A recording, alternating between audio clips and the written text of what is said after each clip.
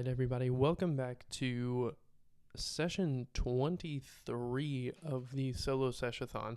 It's pretty crazy that we are here. I have a little bit of catching up to do, or I don't have to catch up. You guys have to catch up. And the last few sessions that I've played have been kind of uneventful in a adventuring kind of sense, and it kind of, in an interesting way, it made me feel like the itch to get back out and adventure. But I wanted to make it make sense, since I've been running things in a one day at a time kind of fashion. I wanted to stay true to that as best I could. So I'm going to give you a recap over the last few sessions. So day 19, I think, maybe. During that session, the party, that's when it was after the carousing, so it was decided that the party will be leaving soon. I did roll on that. I didn't know if they would be waiting around longer, if they needed to take a job here, but they would be leaving soon. So it's kind of like a shopping episode, which in Shadowdark, or in games in general, is kind of interesting because you kind of have to rely on what the party needs.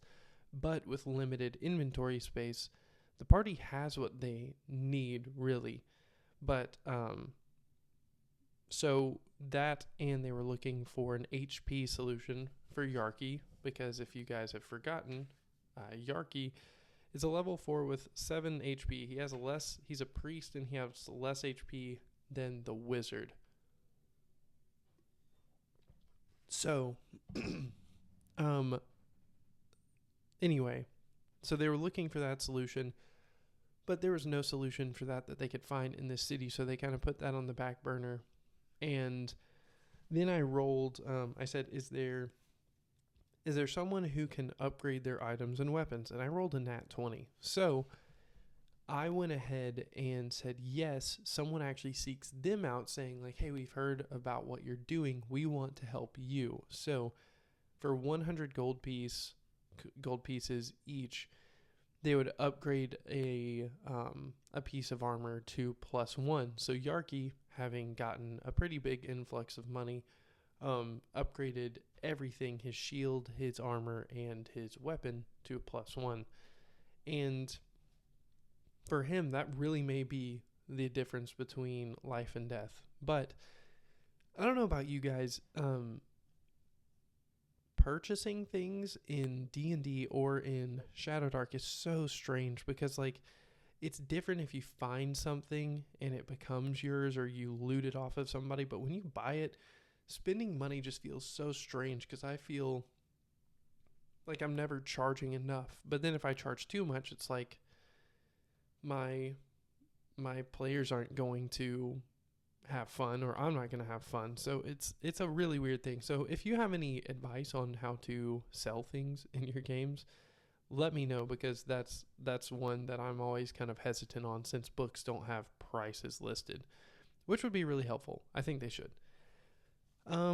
Anyway, so that was that session. So Yarky upgraded weapons and armor. The next session,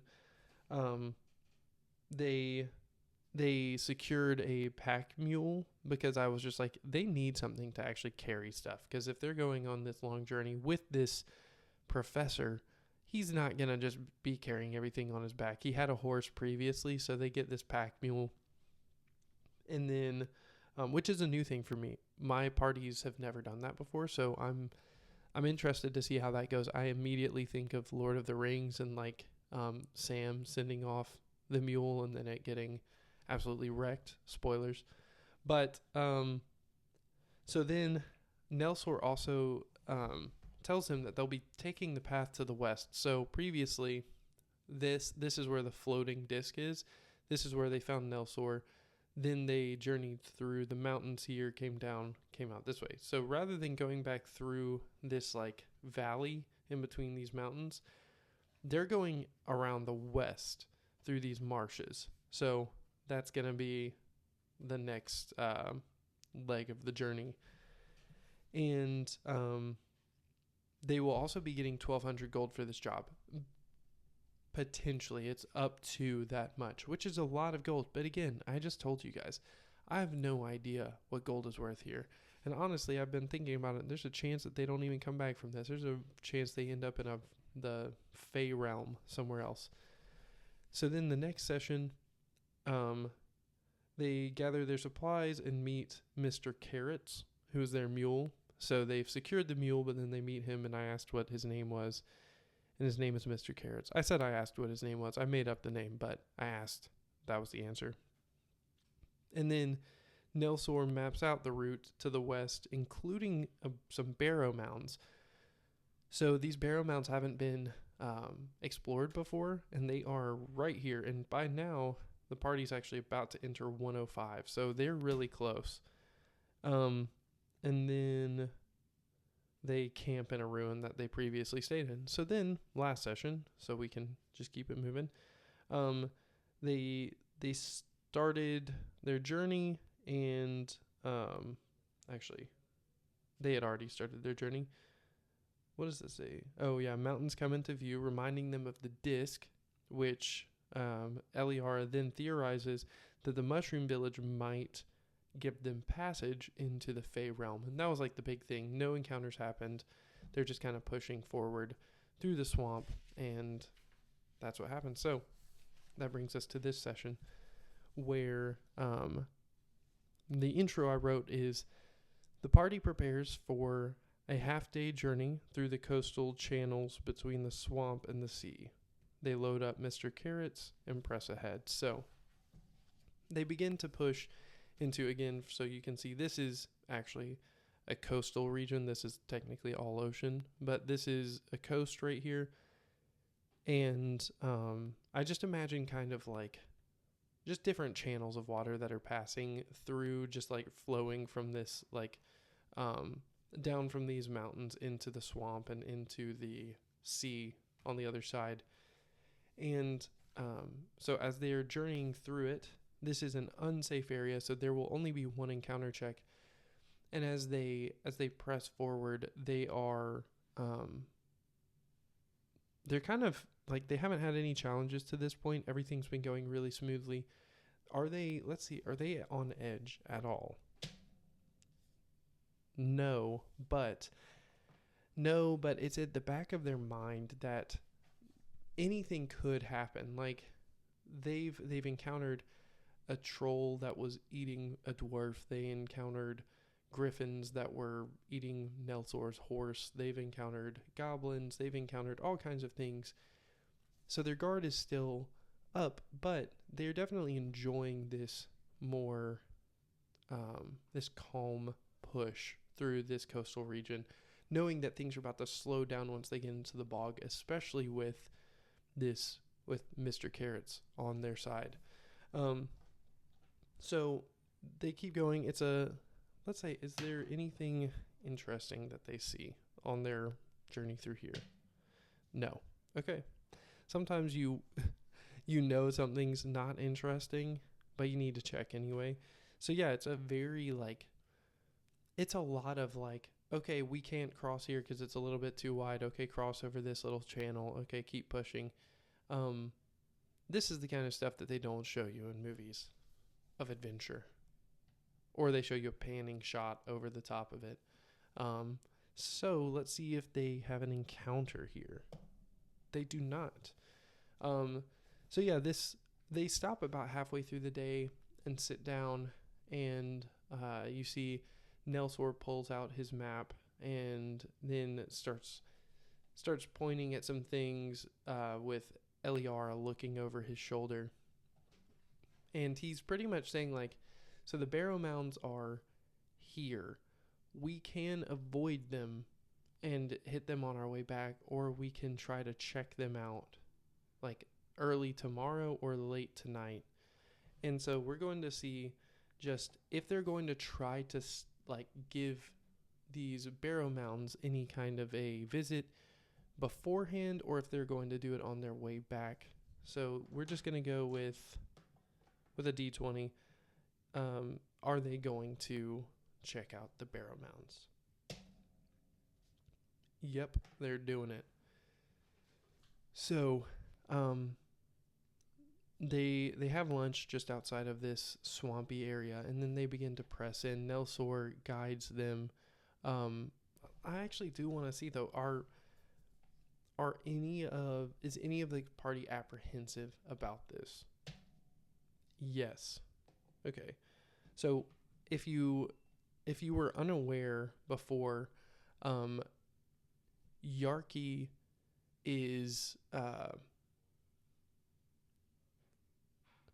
what was I about to say? I have no idea. Oh, not Yarki. Sir Tucker Rose. Sir Tucker Rose is no longer with the party. So, since he's not there, the die is gonna be. Actually, I'm just gonna do a D6. Which this is going to severely inhibit their fighting prowess without having Sir Tucker Rose there, which is like there's been a whole thing on that throughout this process. But 1 is going to be 1 and 2 will be Yarki, 3 and 4 will be Eliara, 5 and 6 will be Ulfric. So Yarki is apprehensive about this. I think that he, in his mind, he's like, man, these people have been buried for a reason.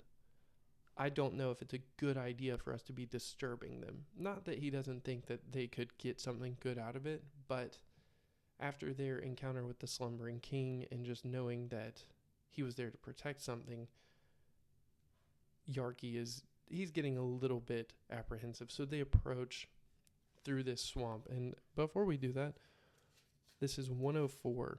So it is a risky swamp. So before they even get there, I'm going to say that they've already spent half a day. So I think is this on? Oh, never mind. Okay. They're only going to make it halfway through this hex though. So let's see. Encounter. No encounter. Okay. I do think so. They press forward until they get to this point of they can see the Barrow Mounds in the distance. I'm just going to roll really quick and consult the prompt table about this, because it feels like kind of unceremonious for them just to approach. So what's going on here? We got 96, 11. 96 is seek. 11 is prosperity. So these are, oh, that's it. Okay. So where's my pin? I need you. I think it's over here. I was drawing a map. Okay. So the Barrow Mounds. I think that they are mounds of nobles from long ago.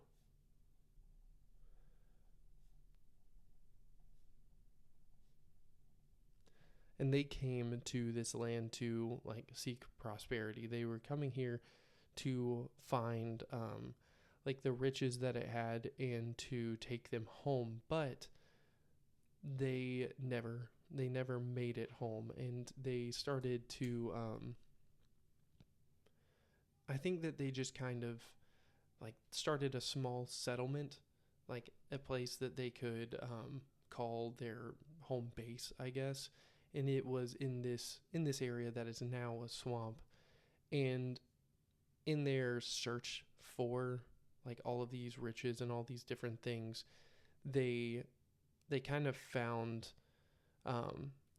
maybe they found cursed items, or maybe they just found that they were unable to leave. Something was like keeping them here. So as they slowly, like one by one, died off, let's actually roll. So we're gonna say it's a minimum of 3 mounds, but it could be more. 7 mounds. Okay.